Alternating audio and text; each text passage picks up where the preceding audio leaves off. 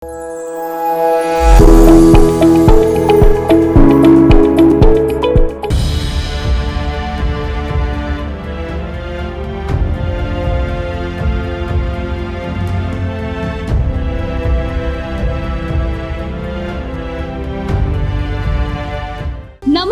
ಸ್ನೇಹಿತರೆ, ಆಸ್ತಮಾ, ಅದಕ್ಕೆ ಕಾರಣಗಳು, ಮುನ್ನೆಚ್ಚರಿಕಾ ಕ್ರಮಗಳು ಮತ್ತು ಆಯುರ್ವೇದದ ಶಾಶ್ವತ ನಿವಾರಣೆಯ ಪರಿಹಾರಗಳು.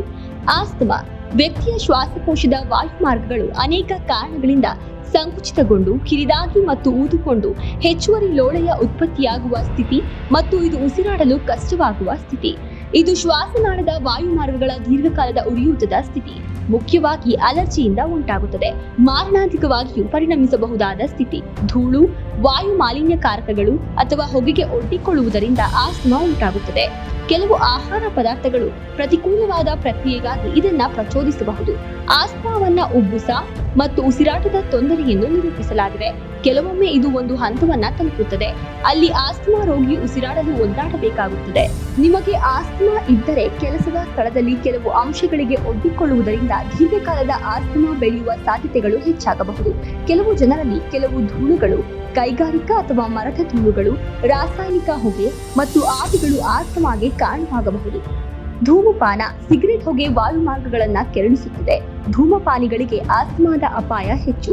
ಗರ್ಭಾವಸ್ಥೆಯಲ್ಲಿ ತಾಯಂದಿರು ಧೂಮಪಾನ ಮಾಡಿದ ಅಥವಾ ಸೆಕೆಂಡ್ ಹ್ಯಾಂಡ್ ಹೊಗೆಗೆ ಧೂಮಪಾನಿಗಳು ಬಿಟ್ಟ ಹೊಗೆಯನ್ನ ಕುಡಿಯುವುದು ಒಡ್ಡಿಕೊಂಡ ವ್ಯಕ್ತಿಗಳಿಗೆ ಆಸ್ತಮಾ ಸಂಭವಿಸುವ ಸಾಧ್ಯತೆ ಹೆಚ್ಚು.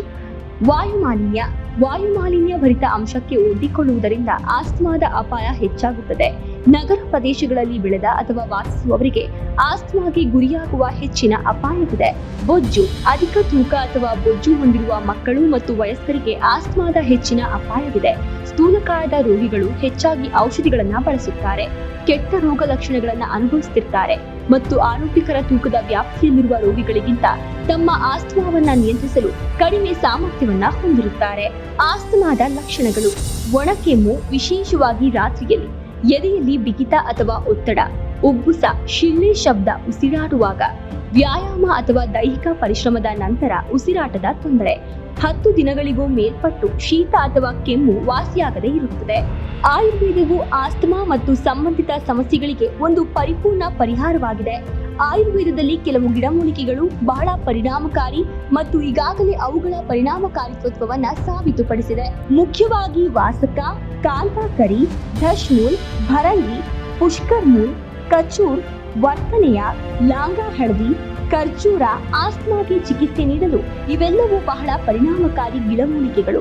ಅವುಗಳನ್ನ ಒಂದೊಂದಾಗಿ ವಿವರವಾಗಿ ಚರ್ಚಿಸೋದಾದ್ರೆ, ವಾಸಕ, ಹೋಮಿಯೋಪತಿಯಲ್ಲಿ ಈ ಸಸ್ಯವನ್ನ ಶೀತ, ಕೆಮ್ಮು, ನಿಮೋನಿಯಾ, ಜ್ವರ, ಕಾಮಾಲೆ, ಊಪಿಂಗ್, ಕೆಮ್ಮು ಮತ್ತು ಆಸ್ತಮಾ ಚಿಕಿತ್ಸೆಯಲ್ಲಿ ಬಳಸಲಾಗುತ್ತದೆ. ಇದು ಎಕ್ಸ್ಪೋಕ್ಟೊರೆಂಟ್ ಮತ್ತು ಆಂಟಿಸ್ಮಾಸ್ಮೋಡಿಕ್ ಗುಣಲಕ್ಷಣಗಳನ್ನ ಹೊಂದಿದೆ. ಕಾಂತಾಕರಿ ಆಸ್ತಮಾದ ಲಕ್ಷಣಗಳನ್ನ ನಿಯಂತ್ರಿಸಲು ಸಹಾಯ ಮಾಡುತ್ತದೆ ಮತ್ತು ಉಸಿರಾಟದ ಸಂದರ್ಭದಲ್ಲಿ ಪರಿಹಾರ ನೀಡುತ್ತದೆ. ಆಯುರ್ವೇದದ ಪ್ರಕಾರ ಆಸ್ತಮಾದಲ್ಲಿ ಭಾಗಿಯಾಗಿರುವ ಮುಖ್ಯ ದೋಷಗಳು ವಾತ ಮತ್ತು ಕಫ. ವಾತ ಶ್ವಾಸಕೋಶದಲ್ಲಿನ ಅಸ್ತವ್ಯಸ್ತಗೊಂಡ ಕಫದೋಷದೊಂದಿಗೆ ಸೇರಿಕೊಂಡು ಉಸಿರಾಟದ ಹಾದಿಯಲ್ಲಿ ಅಡಚಣೆಯನ್ನ ಉಂಟು ಮಾಡುತ್ತದೆ. ಇದರಿಂದ ಉಸಿರಾಟದ ತೊಂದರೆ ಉಂಟಾಗುತ್ತದೆ.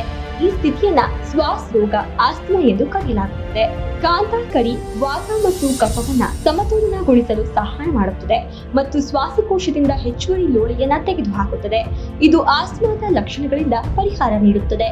ಭರಂಗಿ, ನೆಗಡಿ, ದೀರ್ಘಕಾಲದ ಸೈನಸೈಟಿಸ್, ಅಲರ್ಜಿಕ್ ರೈನಿಟಿಸ್, ಕೆಮ್ಮು ಮತ್ತು ಇತರ ದೀರ್ಘಕಾಲದ ಉಸಿರಾಟದ ಸಮಸ್ಯೆಗಳ ಚಿಕಿತ್ಸೆಯಲ್ಲಿ ಬಳಸುವ ಸಾಮಾನ್ಯ ಗಿಡಮೂಲಿಕೆಗಳಲ್ಲಿ ಭರಂಗಿ ಒಂದು. ಇದು ಒಣಕೆಮ್ಮಿಗೆ ಅತ್ಯುತ್ತಮ ಮನೆಮದ್ದು. ಜ್ವರ ಮತ್ತು ಹೈಪರ್ ಪೆರಾಕ್ಸಿಯಾದಿಂದ ಪರಿಹಾರಕ್ಕಾಗಿ ಇದನ್ನ ಆಯುರ್ವೇದದಲ್ಲಿ ಬಳಸಲಾಗುತ್ತದೆ.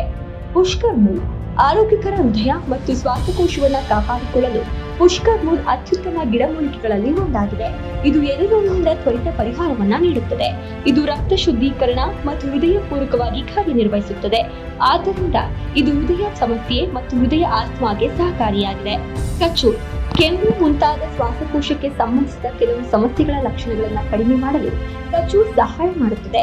ಕಚೂರ್ ಕಫ ಮತ್ತು ವಾತ ಬ್ಯಾಲೆನ್ಸಿಂಗ್ ಗುಣಲಕ್ಷಣಗಳನ್ನು ಹೊಂದಿದ್ದು ಅದು ಅತಿಯಾದ ಲೋಳೆಗಳನ್ನು ತೆಗೆದುಹಾಕಲು ಸಹಾಯ ಮಾಡುತ್ತದೆ ಮತ್ತು ಶ್ವಾಸಕೋಶದ ಉರಿಯೂತವನ್ನ ಕಡಿಮೆ ಮಾಡುತ್ತದೆ. ಲಾಂಗ ಹಳದಿ ಅಥವಾ ಅರಿಶಿಣ ಅರಿಶಿನವು ಶಕ್ತಿಯುತವಾದ ಉತ್ಕರ್ಷಣ ನಿರೋಧಕವಾಗಿದ್ದು ರೋಗನಿರೋಧಕ ಶಕ್ತಿಯನ್ನ ಹೆಚ್ಚಿಸುವಲ್ಲಿ ವಿವಿಧ ರೀತಿಯ ಪ್ರಯೋಜನಕಾರಿ ಪರಿಣಾಮಗಳನ್ನು ಹೊಂದಿದೆ. ಅಲರ್ಜಿಯ ಪ್ರತಿಕ್ರಿಯೆಗಳು ಮತ್ತು ಆಸ್ತಮಾ ದಾಳಿಯ ಹೆಚ್ಚಳಕ್ಕೆ ಸಂಬಂಧಿಸಿದ ವ್ಯವಸ್ಥಿತ ಆಕ್ಸಿಡೇಟಿವ್ ಒತ್ತಡವನ್ನು ಕಡಿಮೆ ಮಾಡಲು ಕರ್ಕ್ಯುಮಿನ್ ಸಹಾಯ ಮಾಡುತ್ತದೆ.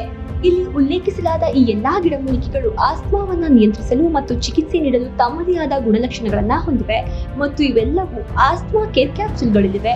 ಆಸ್ತಮಾ ಕೇರ್ ಕ್ಯಾಪ್ಸೂಲ್ಗಳು ಆಸ್ತಮಾವನ್ನು ನಿಯಂತ್ರಿಸಲು ಒಂದು ಸಿನರ್ಜಿಸ್ಟಿಕ್ ಪರಿಹಾರವನ್ನ ನೀಡುತ್ತದೆ. ಈ ಎಲ್ಲಾ ಗಿಡಮೂಲಿಕೆಗಳು 100% ನೈಸರ್ಗಿಕ ಮತ್ತು ಶೂನ್ಯ ಅಡ್ಡ ಪರಿಣಾಮಗಳನ್ನು ಹೊಂದಿವೆ. ಹೊರಗಿನ ಮಾರುಕಟ್ಟೆಯಲ್ಲಿ ಆಸ್ತಮಾವನ್ನು ನಿಯಂತ್ರಿಸಲು ವಿವಿಧ ಉತ್ಪನ್ನಗಳು ಲಭ್ಯವಿದೆ, ಆದರೆ ಅವುಗಳಲ್ಲಿ ಹೆಚ್ಚಿನವು ಸಂಶ್ಲೇಷಿತ ರಾಸಾಯನಿಕಗಳಾಗಿವೆ ಎಂದು ನೀವು ಗಮನಿಸಿದರೆ ಈ ರಾಸಾಯನಿಕಗಳು ಖಂಡಿತವಾಗಿಯೂ ಆಸ್ತಮಾವನ್ನು ನಿಯಂತ್ರಿಸಲು ಸಹಾಯ ಮಾಡುತ್ತದೆ, ಆದರೆ ಇತರ ಅಡ್ಡ ಪರಿಣಾಮಗಳನ್ನು ಸಹ ಹೊಂದಿವೆ. ಒಮ್ಮೆ ನೀವು ಇವುಗಳನ್ನು ತೆಗೆದುಕೊಳ್ಳಲು ನಿಲ್ಲಿಸಿದರೆ ಮತ್ತೆ ನೀವು ಆಸ್ತಮಾಗೆ ಗುರಿಯಾಗಬೇಕಾಗುತ್ತದೆ ಮತ್ತು ಅಡ್ಡ ಪರಿಣಾಮಗಳನ್ನು ಎದುರಿಸಬೇಕಾಗುತ್ತದೆ. ಆಸ್ತಮಾ ಕೇರ್ ಕ್ಯಾಪ್ಸೂಲ್ಗಳು ಆಸ್ತಮಾವನ್ನ ಆಯುರ್ವೇದಿಯ ಮಾರ್ಗದಲ್ಲಿ ತುಂಬಾ ಸಹಜ ರೀತಿಯಲ್ಲಿ ನಿಯಂತ್ರಿಸುತ್ತದೆ ಮತ್ತು ಪರಿಹರಿಸುತ್ತದೆ ಹಾಗೂ ಯಾವುದೇ ರೀತಿಯ ಅಡ್ಡ ಪರಿಣಾಮಗಳು ಇರುವುದಿಲ್ಲ. ದಯವಿಟ್ಟು ಈ ಉಪಯುಕ್ತ ಮಾಹಿತಿಯನ್ನ ನಿಮ್ಮ ಸ್ನೇಹಿತರಿಗೆ ಹಂಚಿಕೊಳ್ಳಿ. ನಿಮ್ಮ ಒಂದು ಶೇರ್ ಇದರ ಅಗತ್ಯವಿರುವವರಿಗೆ ಸಹಾಯ ಮಾಡುತ್ತದೆ. ಇದರ ನಿಮ್ಮ ಹತ್ತಿರದ ಶಾಖೆಗಳಿಗೆ ಭೇಟಿ ನೀಡಲು ಡಿಸ್ಕ್ರಿಪ್ಷನ್ ನಲ್ಲಿ ಫೋನ್ ನಂಬರ್ಗಳಿದ್ದು ಅಪಾಯಿಂಟ್ಮೆಂಟ್ ತೆಗೆದುಕೊಳ್ಳಲು ಕಾಲ್ ಮಾಡಿ.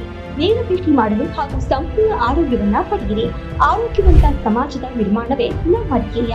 ಓಂ ನಮೋ ಧನ್ವಂತರಿಯೇ ನಮಃ. ಎಲ್ಲರಿಗೂ ಒಳ್ಳೆಯದಾಗಲಿ. ಧನ್ಯವಾದಗಳು.